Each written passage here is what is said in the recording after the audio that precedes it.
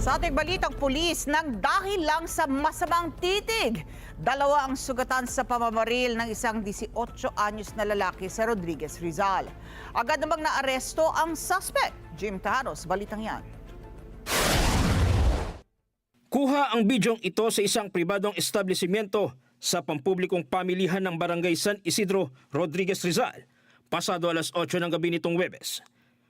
Sa closed circuit television o CCTV, makikita ang ilang kalalakihan na naglalakad sa palengke.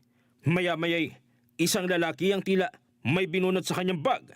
Ilang segundo lang, bigla nang nagkatakbuhan. Hindi na nakuhanan pa ang mga sumunod na pangyayari. Sa report ng pulisya, isang putok ng baril ang umalingaw-ngaw sa lugar.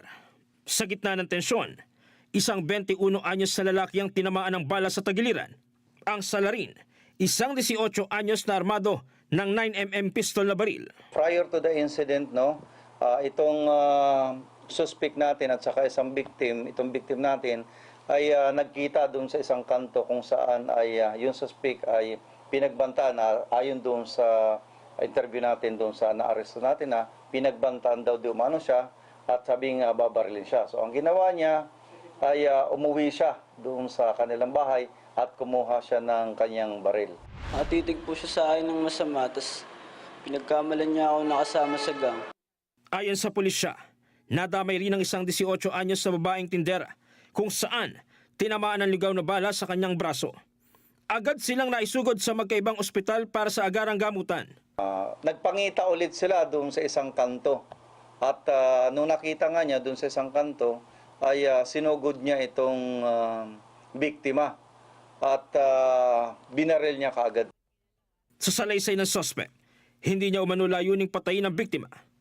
Nagpositibo sa paraffin test ang suspect. Aminado siyang sa kanya ang baril. Saan mo nakuha yung baril? Sa kaibigan ko po. May intention ka ba talagang patayin yung biktima na yun? Binantaan niya rin po kasi ako na babarilin niya ako eh. Kaya yun po, binalikan ko po siya. Sa follow-up operation at strategic deployment ng Rodriguez Rizal PNP, mabilis na aresto ang suspect. So tamang-tama naman, nung pangyayaring yon ay nandyan na yung nagpapatrolya nating pulis kung saan nung tumakbo yung victim ay nandyan na yung pulis natin mismo na nagpapatrolya at tumingin at tinuro niya kung saan ang direksyon ng suspect. Sa ngayon, nasa kustodiya na ng Rodriguez Police ang suspect at maharap sa mga kasong frustrated murder, frustrated homicide at paglabag sa Comprehensive Firearms and Ammunition Regulation Act. Isa sa ilalim naman sa ballistic examination ng baril na narecover sa suspect para matukoy kung sangkot pa ito sa ibang krimen. Jim Tihano, para sa mata ng Agila, matatag, matapang, matapat.